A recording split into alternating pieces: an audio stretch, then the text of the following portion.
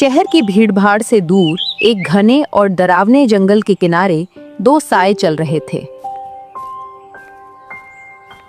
राधा के सिर पर फटी हुई गठरी थी और सिमरन ने अपनी दीदी का पल्लू कसकर पकड़ रखा था। माता पिता की अचानक मृत्यु के बाद जमीन हथियाने वाले रिश्तेदारों ने उन्हें घर से निकाल दिया था। सिमरन ने कांपती आवाज में पूछा, दीदी, अब हम कहाँ जाएंगे? हमारा घर अब कभी नहीं मिलेगा क्या? राधा ने होठ दबाते हुए कहा, कहीं भी जाएंगे सिमरन, पर साथ रहेंगे। हमारे पास रहने को घर भले ना हो, पर एक दूसरे का साथ है। जब तक मैं हूं, तुझे कुछ नहीं होने दूंगी। सिमरन की आंखें भर आईं। मुझे बहुत डर लग रहा है दीदी। डर मत, भगवान ने घर छीना है, पर हिम्मत नहीं छीनी। हम अपनी नई दुनिया खुद बनाएंगे। राधा ने एक पुरानी कुल्हाड़ी और अपनी हिम्मत के सहारे 2 दिनों में लकड़ियां काटकर जंगल के अंदर एक छोटी झोपड़ी बना ली। वही झोपड़ी भूख और डर के बीच उनकी एकमात्र ढाल बन गई।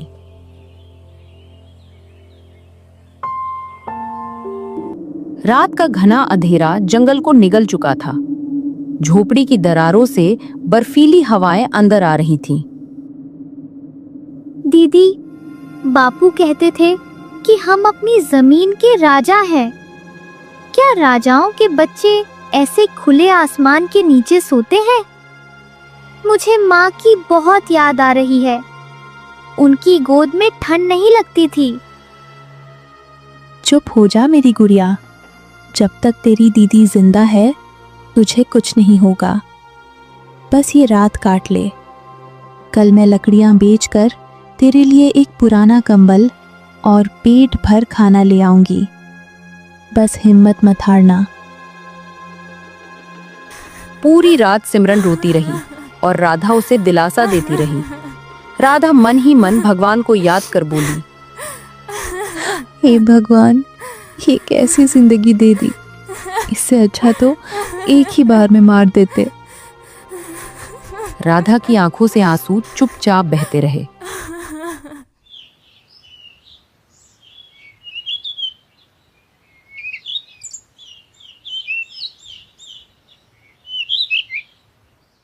अगली सुबह राधा ने सिमरन को झोपड़ी के पास बिठाया। सिमरन, तू यही रहना। मैं लकड़ियां काटकर बाजार से जल्दी लौट आऊंगी। दरवाजा अंदर से बंद रखना। दीदी, मुझे अकेले मत छोड़ो ना। अगर मैं नहीं गई तो रात को फिर भूखे सोएंगे। हिम्मत रख। राधा कुल्हाड़ी लेकर जंगल के और भीतर चली गई।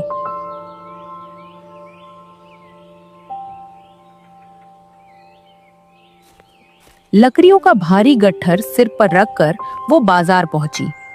लकड़ियां बेचकर जो थोड़े पैसे मिले, उनसे सूखा राशन खरीदा। लौटते समय 2 आवारा लड़कों ने उसे घूरा। उनकी आंखों में दरिंदगी चमक रही थी। इतनी अच्छी लड़की इस वीराने में कहाँ जा रही हो? थोड़ा हमसे भी बात कर लो। राधा घबराकर पीछे हटने लगी। तभी एक महंगी कार रुकी और उसमें से अर्जुन उतरा। पीछे हटो तुम दोनों, वरना हड्डियां तोड़ दूंगा। वे लड़के उसके रुतबे से डरकर भाग गए। राधा ने अर्जुन को देखा तो उसकी आंखें भर आईं। ये वही अर्जुन था जिससे वो 1 साल से प्रेम करती थी, पर अमीरी गरीबी की खाई ने उन्हें अलग कर दिया था। अर्जुन, तुम यहाँ कैसे? तुम्हें ढूंढते हुए राधा। मेरे घर वाले हमारी शादी के खिलाफ हैं और मेरी शादी कहीं और तय कर रहे हैं। अगर आज नहीं भागे तो हम कभी साथ नहीं हो पाएंगे। लेकिन मेरी छोटी बहन, वो सिर्फ 12 साल की है। मेरे बिना टूट जाएगी। देखो राधा, उसे साथ ले गए तो मेरा परिवार हमें तुरंत ढूंढ लेगा। बच्ची साथ होगी तो हम तेज भाग भी नहीं पाएंगे। शहर पहुंचकर कोर्ट मैरिज करेंगे। कल शाम तक वापस आकर उसे अपने साथ ले जाएंगे। बस उसे ये मत बताना कि तुम भाग रही हो, नहीं तो वो रोएगी और शोर मचाएगी। मैं तुम्हारे अलावा किसी और से शादी नहीं करूंगा राधा। तुम नहीं आओगे तो मैं अपनी जान दे दूंगा। सीधी बात बताऊं, मैं सिमरन को ढो ढो कर थक गई हूं। हर चीज में यही जिम्मेदारी बनकर चिपकी रहती है। अब जिंदगी बदलने का मौका मिला है तो मैं इसे क्यों संभाले फिरूं? मैं तैयार हूं। एक दिन की ही तो बात है, अकेली रह लेगी। उसने सिमरन की मासूमियत को अर्जुन के प्यार के भरोसे पर छोड़ने का फैसला कर लिया। राधा झोपड़ी पहुंची। सिमरन दरवाजे पर बैठी उसका इंतजार कर रही थी। दीदी, इतनी देर क्यों लगा दी? मैं बहुत डर गई थी। कुछ नहीं छोटी, काम ज्यादा था। ये देख, तेरे लिए गुड़ लाई हूं।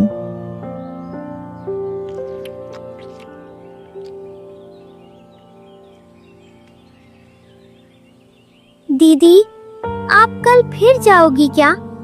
मुझे अकेले मत छोड़ना। जब मैं अकेली थी तो जंगल से अजीब अजीब आवाजें आ रही थी।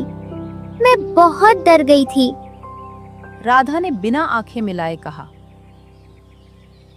हाँ छोटी, कल सुबह बहुत दूर के जंगल में लकड़ी काटने जाना है। सूरज निकलने से पहले ही जाऊंगी। दोपहर की रोटी मैंने ढक कर रख दी है। दीदी, आप मुझे कभी छोड़कर तो नहीं जाओगी ना? नहीं मेरी प्यारी गुड़िया, मैं तुझे कभी छोड़कर नहीं जाऊंगी। दीदी, वादा करो कि कल जल्दी आओगी। हाँ, वादा। रात के 3 बजे सिमरन गहरी नींद में थी। बाहर अर्जुन की गाड़ी का हल्का हॉर्न सुनाई दिया।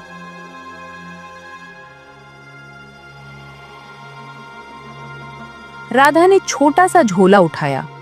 उसने मुड़कर सिमरन के मासूम चेहरे को आखिरी बार देखा। नींद में ही सिमरन ने राधा का हाथ पकड़ने की कोशिश की, लेकिन राधा ने धीरे से अपना पल्लू छुड़ा लिया।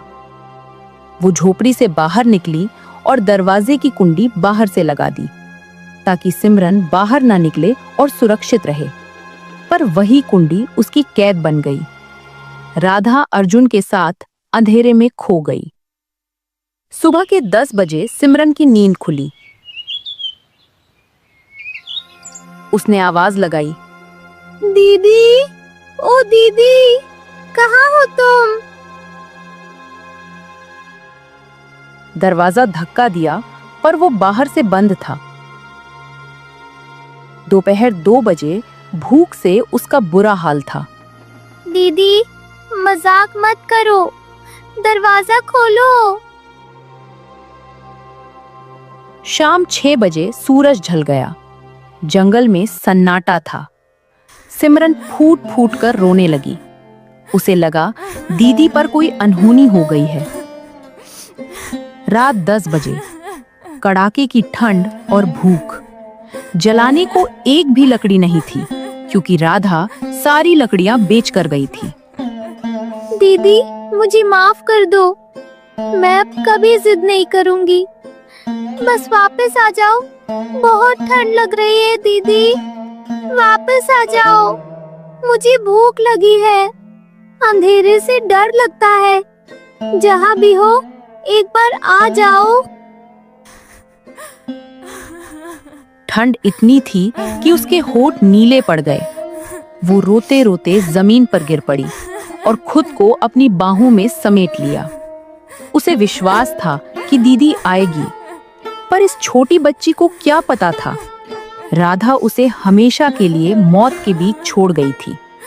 पूरी रात वो दीदी दीदी पुकारती रही, जब तक उसकी आवाज बैठ नहीं गई।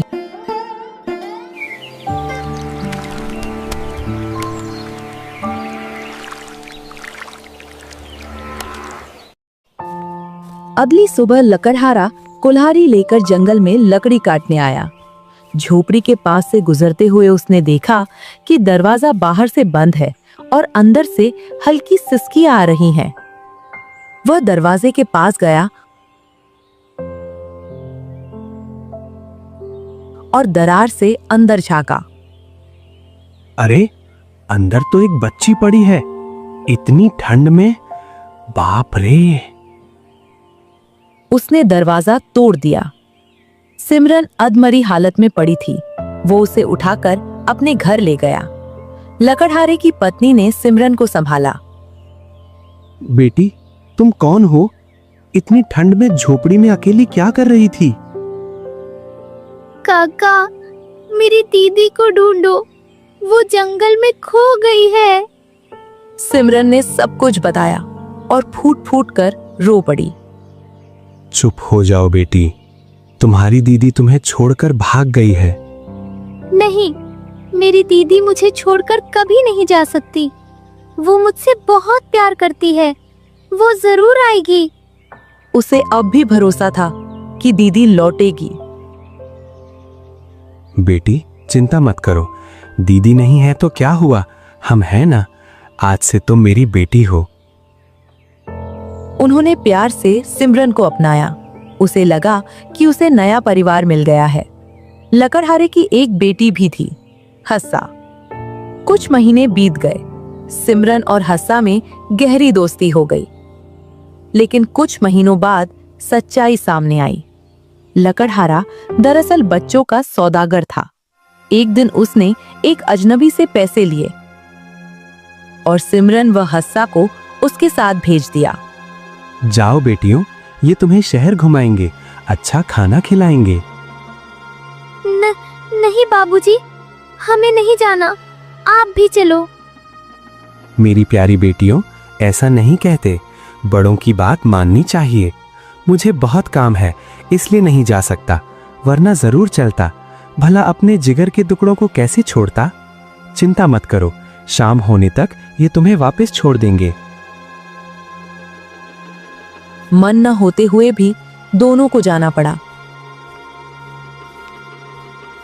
रास्ते में वो आदमी फोन पर बोला, हाँ, 2 ताजा लड़कियां हैं, एक तो बहुत छोटी है, अच्छी कीमत मिलेगी, कल सुबह मंडी पहुंच जाऊंगा।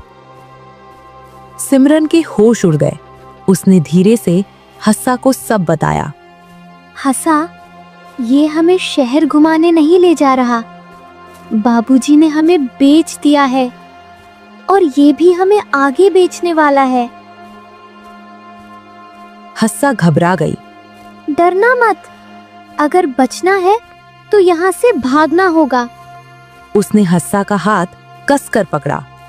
कुछ देर बाद जैसे ही वो आदमी पेशाब करने रुका, सिमरन ने इशारा किया और दोनों कांटेदार झाड़ियों में कूद गए।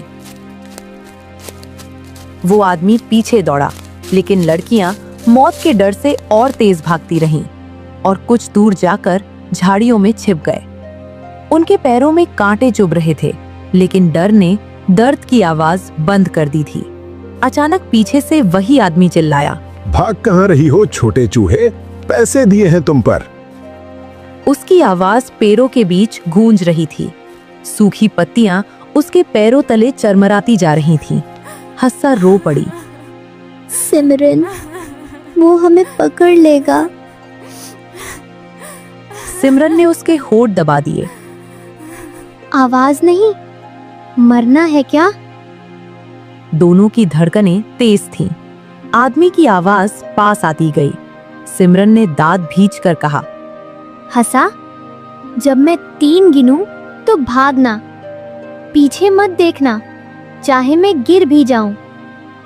1, 2, 3। दोनों बिजली की तरह भागी। आदमी झाड़ियों में फंसकर लड़खड़ा गया। भागते भागते वे जंगल के दूसरे छोर पर एक साफ खेत में पहुंची। पास ही छोटा सा घर था। किसान रवि और उसकी पत्नी लैला आंगन में बैठे थे।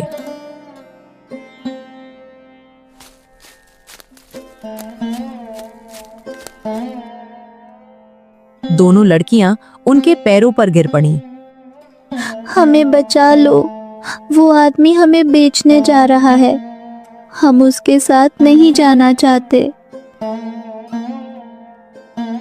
तभी वो आदमी भी वहां पहुंच गया।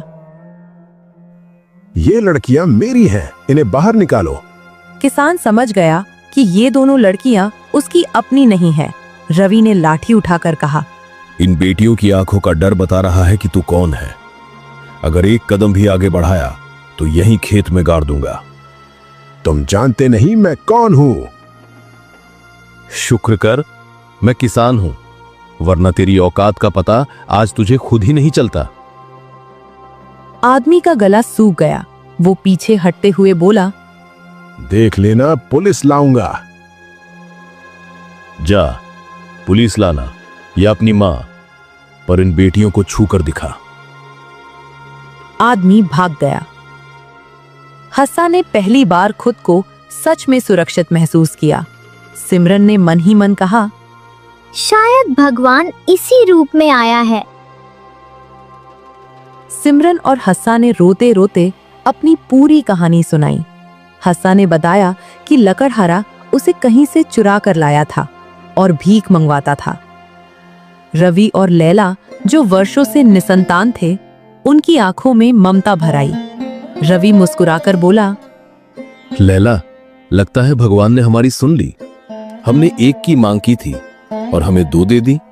लोग सही कहते हैं, जब भगवान देता है छप्पर फाड़ कर देता है। हाँ जी, अब ये हमारी ही बेटियां हैं। मेरे अपने आंचल में कभी कोई बच्चा नहीं खेला, खालीपन ही मिला हमेशा। अब ये 2 नन्हे हाथ मिले हैं तो लगता है भगवान ने देर से सही मां सुनने का हक दे दिया। दोनों बहुत खुश थे। बरसों से संतान न होने का दर्द आज खत्म हो गया था। रवि ईमानदार और मेहनती किसान था। उसने दोनों लड़कियों को अपनी सगी औलाद की तरह पाला।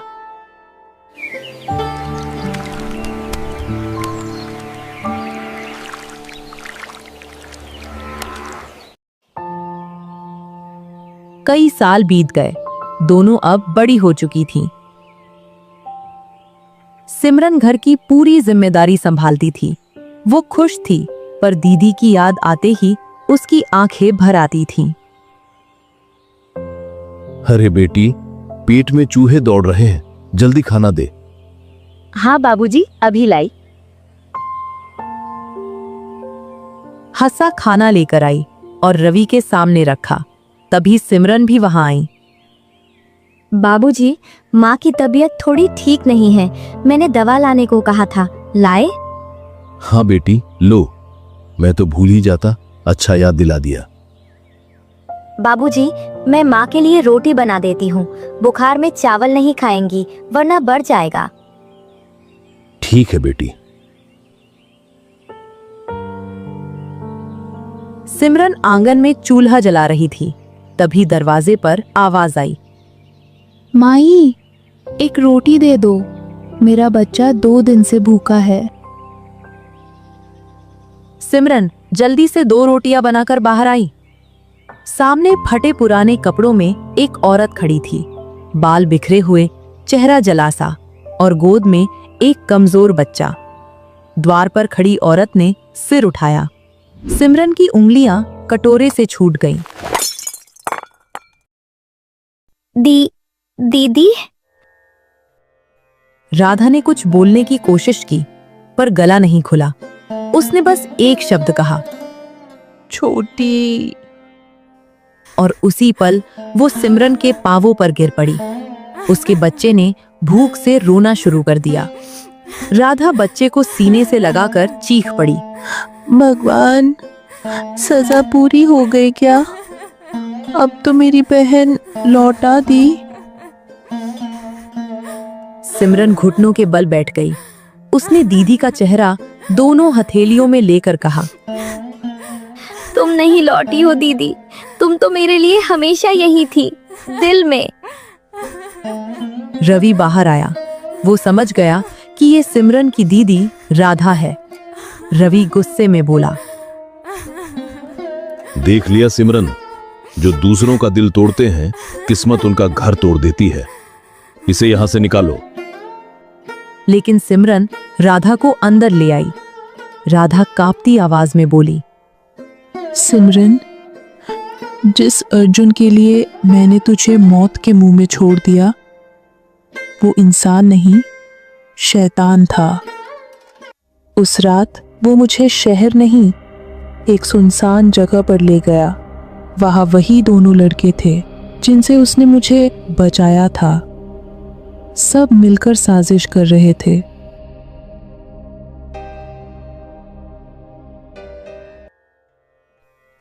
नहीं अर्जुन, तुम पर भरोसा किया था। तुम मुझे इस सुनसान जगह पर इनके साथ छोड़कर नहीं जा सकते। नहीं, मत जाओ। क्या तुमने सोचा कि मैं तुमसे शादी करूंगा? तुम जैसी गरीब लड़कियां सिर्फ खिलौना होती हैं। उसने मुझे उनके हवाले कर दिया और पैसे लेकर चला गया।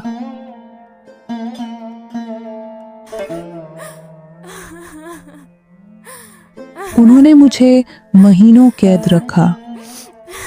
जब मैं गर्भवती हुई तो मुझे कचरे की तरह सड़क पर फेंक दिया। मैं भीख मांगकर किसी तरह अपनी जिंदगी बचाती रही। कुछ महीनों बाद इस बच्चे को जन्म दिया। मैं तुझे ढूंढने झोपड़ी तक गई थी, पर वो जल चुकी थी।